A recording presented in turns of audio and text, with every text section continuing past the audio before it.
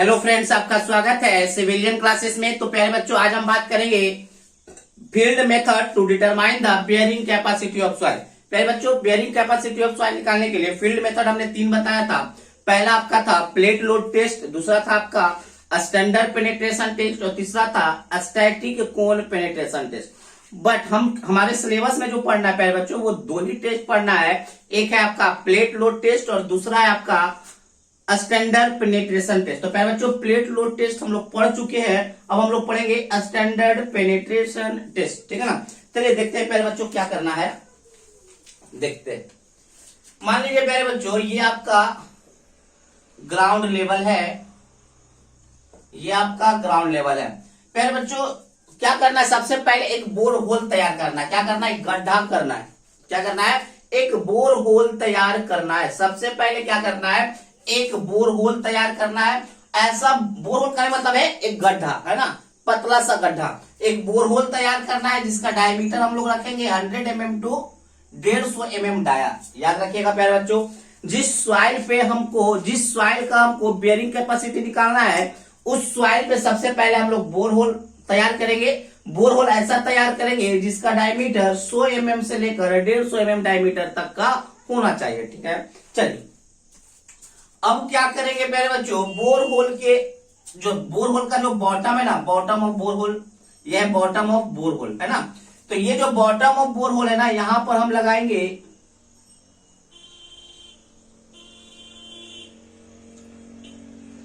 एक sampler use करेंगे। क्या यूज करेंगे, एक सैंपलर यूज करेंगे जिसका नाम है स्प्लिट स्पून सैंपलर। क्या नाम है, स्प्लिट स्पून सैंपलर। हमने क्या किया पहले बच्चों, यहां पर रख दिया स्प्लिट स्पून सैंपलर को हमने रखा। किसको रखा, स्प्लिट स्पून सैंपलर को रखा। ठीक है ना। अब हम क्या करते हैं पहले बच्चों, इसके ऊपर हैमर रखते हैं।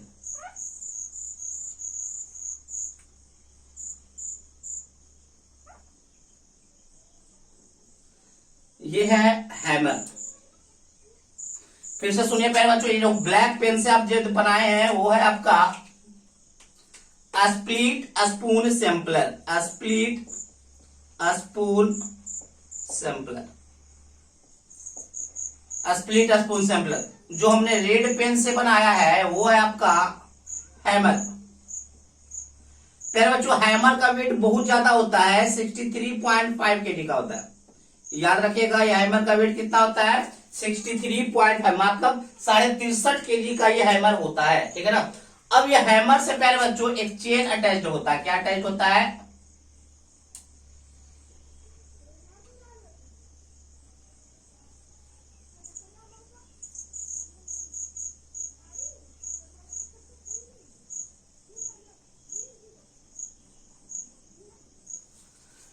हमने क्या बोला पहले, जो सबसे पहले हमने क्या रखा, सबसे पहले हमने स्प्लिट स्पून सैंपलर को रखा, उसके ऊपर हैमर को रखा, उसके ऊपर हमने क्या रखा, हैमर को रखा। अब देखिए प्यारे बच्चों, जब हम स्प्लिट स्पून सैंपलर के ऊपर हैमर के रखे और हैमर को हम क्या चीज से अटैच किए, चेन रोप से हमने क्या कर दिया, चेन रोप से हमने क्या किया, उसको अटैच कर दिया। अब ये क्या करेगा प्यारे बच्चों, यहां पर इस प्रकार से अरेंजमेंट होता है ना, यहां पर इस प्रकार से अरेंजमेंट होता है कि हम इस हैमर को उठा सकते हैं, लिफ्ट कर सके। इधर से खींचेंगे तो हैमर क्या होगा, लिफ्ट होगा।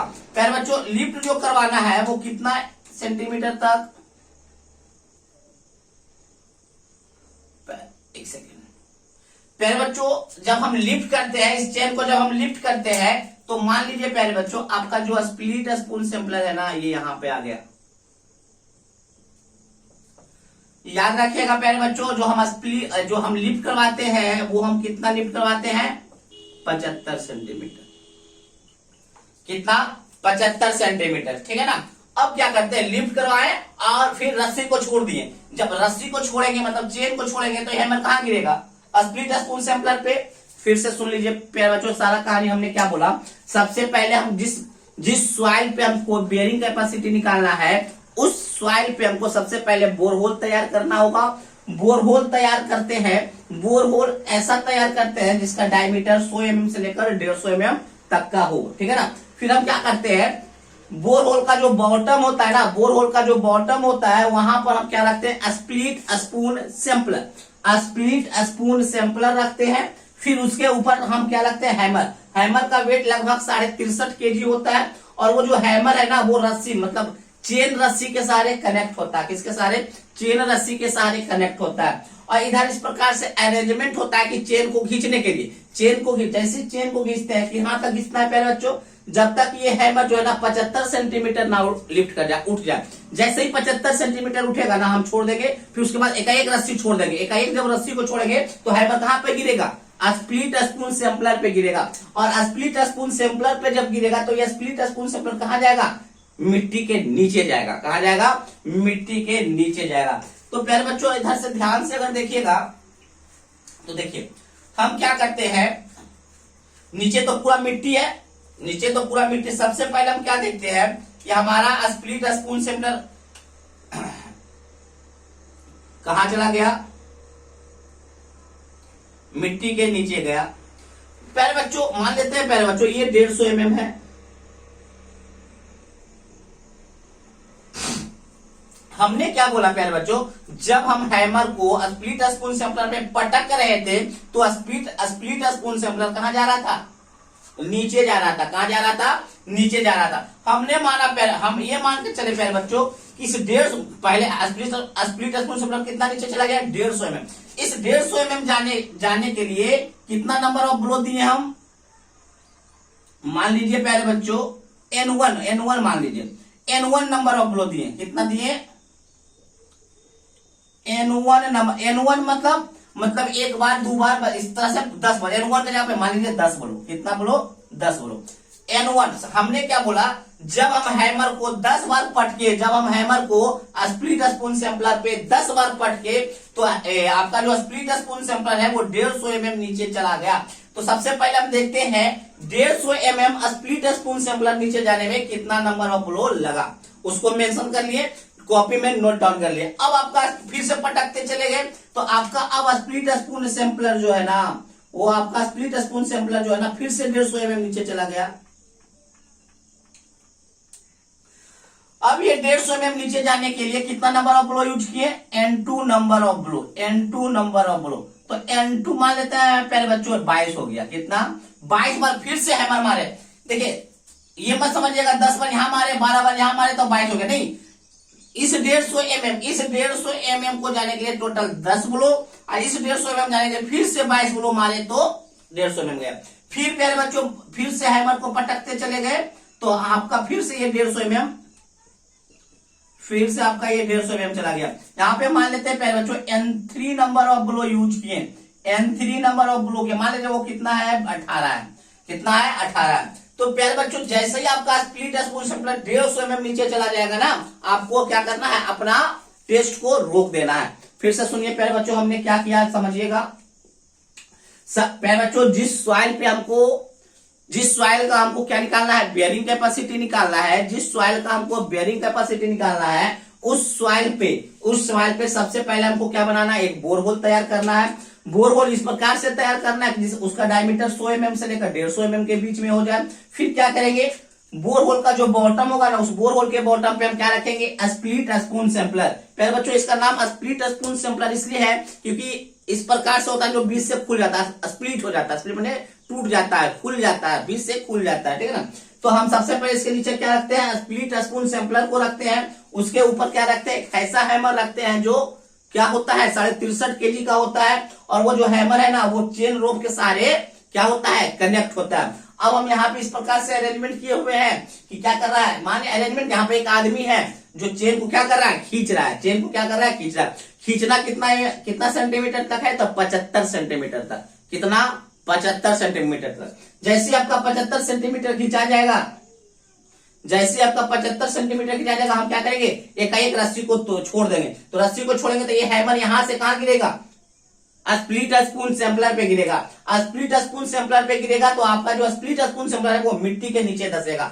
तो हम क्या करेंगे, बार बार हम इसी चीज को करते हैं, मतलब बार बार हम हैमर को गिराते रहेंगे, और गिराते हुए हम क्या देखेंगे, 150। अच्छा, आपको पता कैसे चलेगा कि 150 mm नीचे गया या नहीं, तो प्यारे बच्चों ये जो स्प्लिट स्पून सैंपलर है ना, ये जो आपको हम इस प्रकार से split spoon sampler black colour का जो दिखा रहे हैं, इसमें प्यारे बच्चों मार्किंग होता है, इसमें मार्किंग होता है प्यारे बच्चों 10 centimetre, 10 mm, 20 mm, 30 mm, 40 mm, 50 mm, इस प्रकार से मार्किंग होता है। जब 50 mm वाला नीचे चला जाता है, झप जाएगा, नीचे मिट्टी के नीचे चला जाएगा, उससे पता चल जाता है कितना नीचे हमारा स्प्लिट स्पून सैंपलर गया।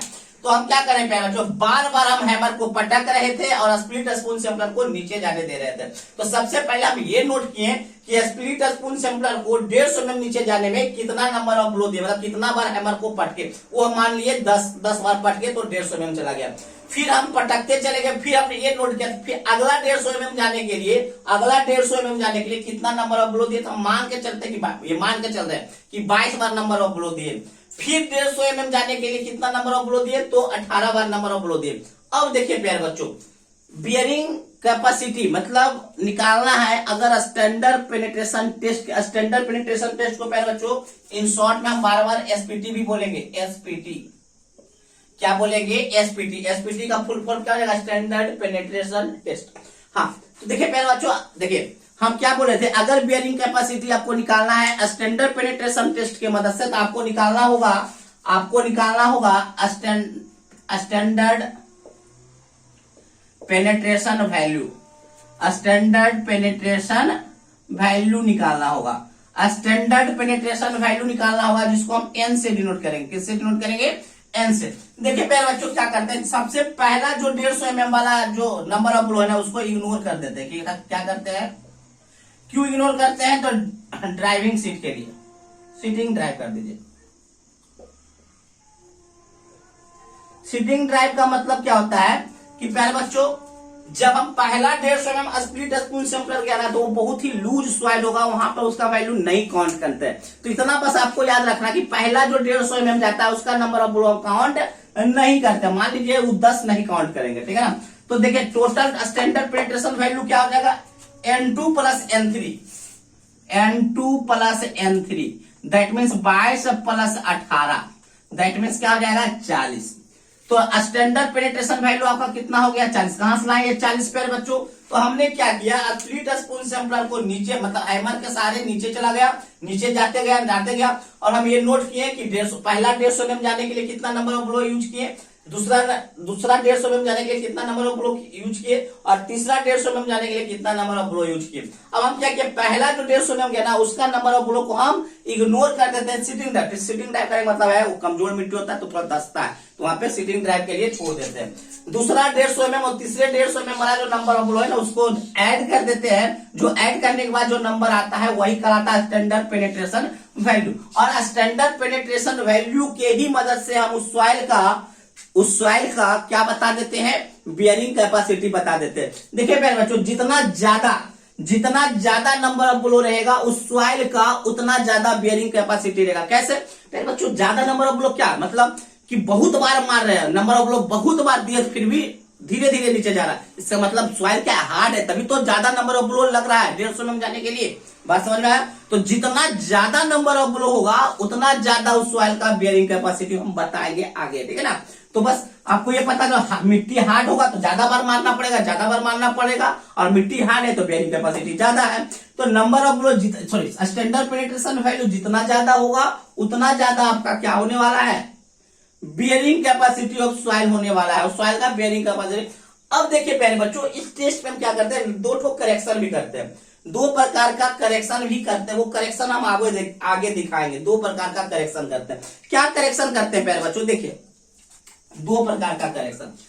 हम तो देखिए हम क्या निकालना चाहते हैं, ये जो सॉइल है ना, इसका बियरिंग कैपेसिटी क्या होता है। जब हम स्प्लिट स्पून सैंपलर को बॉटम पे रखते हैं ना, तो जो बोरहोल का जो मिट्टी है ना, ये मिट्टी, ये आसपास का मिट्टी, इधर वाला, इधर का जो मिट्टी है ना, वो स्प्लिट स्पून सैंपलर को दाब देता है। क्या करता है? दाब देता है। तो इसके कारण भी, इस मिट्टी के कारण क्या होता है ना, आपका जो स्प्लिट स्पून सैंपलर है वो नीचे नहीं जाता, या जाता भी है तो ज्यादा नंबर ऑफ ब्लो यूज करना पड़ता है। वो तो सर हम यहाँ का देखना चाह रहे हैं, मिट्टी तो यहाँ तक दावे हुए, तो उसको करेक्ट करना होगा, उसको क्या करना होगा? करेक्ट करना होगा।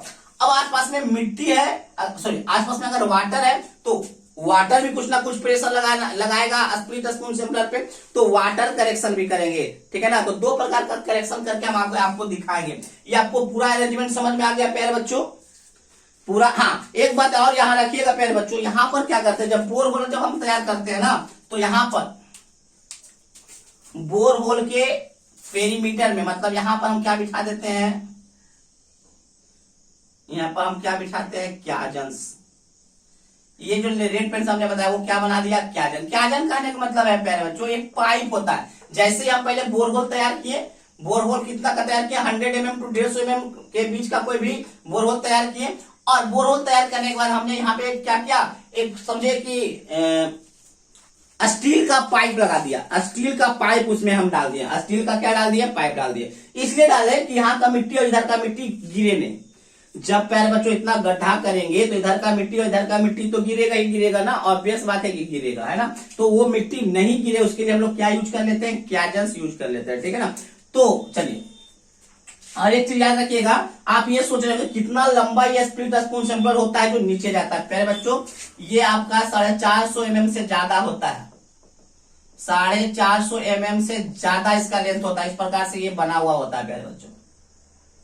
अब बीच से कटिंग होता है, इसको छोड़ दीजिए, सिर्फ ये आपका 450 mm होता है, ठीक है प्यारे बच्चों। तो चलिए इस बात को हम लोग लिखाएंगे। आई होप आपको समझ में आ गया होगा।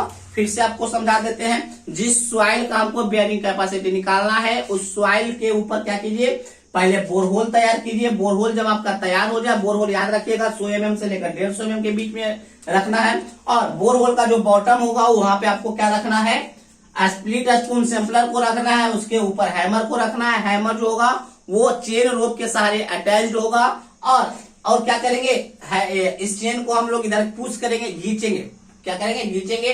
कितना तक खींचेंगे, ताकि आपका जो हैमर है ना वो 75 सेंटीमीटर तक लिफ्ट ना कर जाए। जैसे ही 75 सेंटीमीटर लिफ्ट कर जाएगा, हम चेन को छोड़ देंगे तो हैमर कहां गिरेगा, स्प्लिट स्पून सैंपलर के ऊपर गिरेगा। जैसे स्प्लिट स्पून सैंपलर के ऊपर गिरेगा तो आपका जो सैंपलर है वो नीचे मिट्टी के नीचे जाना स्टार्ट करेगा। और हम बार बार इसी प्रोसेस को करते जाएंगे, और हम ये देखेंगे कि आपका जो स्प्लिट स्पून सैंपलर को 150 mm जाने में कितना बार हम हैमर को मारे हैं, फिर अगला 150 mm अंदर जाने के लिए कितना नंबर ऑफ ब्लो मारे हैं, फिर 150 mm जाने के लिए कितना नंबर ऑफ ब्लो मारे हैं। तो पहला जो 150 mm क्या करता है, डीप करने का गड्ढा का मतलब स्प्लिट स्पून सैंपलर को जाने के लिए जो नंबर ऑफ ब्लो हम लोग लिए थे N1, उसको हम इग्नोर कर देते हैं सीडिंग ड्राइव के लिए, उसको समझिए इग्नोर कर देते हैं। और दूसरा और तीसरा वाले को जोड़ देते हैं। जब जोड़ते हैं तो इस यही कहलाता है स्टैंडर्ड पेनिट्रेशन वैल्यू। और इसी स्टैंडर्ड पेनिट्रेशन वैल्यू के मदद से हम लोग क्या निकालेंगे, बियरिंग कैपेसिटी निकालेंगे। बस इतना जान लीजिए, जितना ज्यादा आपका होगा नंबर स्टैंडर्ड पेनिट्रेशन वैल्यू,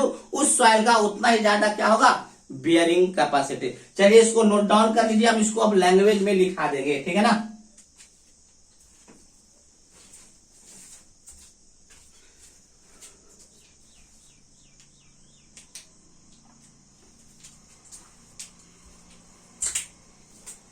तो प्यारे बच्चों ये आपको समझ में आ गया होगा कि सारा मतलब क्या खेल है इसका। तो हम क्या करेंगे, अगले क्लास में हम क्या करेंगे, इसका थ्योरी हम लिखा देंगे। आपको आई होप समझ में आ गया होगा प्यारे बच्चों कैसे कैसे हम लोग कर रहे थे, ठीक है। अगर किसी प्रकार का प्रॉब्लम हो प्यारे बच्चों तो आप इस नंबर पे 94 70 87 90 60 इस नंबर पे कॉल कीजिए, व्हाट्सएप कीजिए और पूछिए कि सर ये बात समझ में नहीं आ रहा है, ठीक है ना। तो आप ये काम कर सकते हैं, ठीक है ना। किसी प्रकार का प्रॉब्लम हो पढ़ाई से रिलेटेड, किसी प्रकार का प्रॉब्लम हो पढ़ाई से रिलेटेड, पर्सनल प्रॉब्लम मत ले आइएगा। एक लड़का कॉल करके पूछ रहा है कि सर पढ़ाई तो नहीं हो पा रहा है क्योंकि सर मेरी जीएफ छोड़ के भाग गई। अरे भाई भागी तो उसका निवारण मेरे पास थोड़ी ना है ना। तो प्यारे बच्चों याद रखिएगा कि पढ़ाई से रिलेटेड कोई भी अगर बात होगा तो आप इस नंबर पे कॉल करके या व्हाट्सएप करके अपना मैसेज इस पे छोड़ सकते हैं, ठीक है प्यारे बच्चों। तो चलिए आज के लिए बस हम इतना ही रखते हैं। अगले वीडियो में इसी स्टैंडर्ड पेनिट्रेशन टेस्ट का थ्योरी लिखाएंगे, ठीक है ना। तो ये वीडियो जब देख रहे होंगे तो इस वीडियो के जस्ट बाद अगला वीडियो भी देख लीजिएगा ताकि आपको वो थ्योरी समझ में आ जाए। अगर ये वीडियो देख लीजिएगा, इसके आने वाले बाद वाला वीडियो नहीं देखिएगा ना एक साथ, एकदम एक साथ, तो दिक्कत होगा, ठीक है प्यारे बच्चों। चलिए आज के लिए बस इतना ही। Thank you.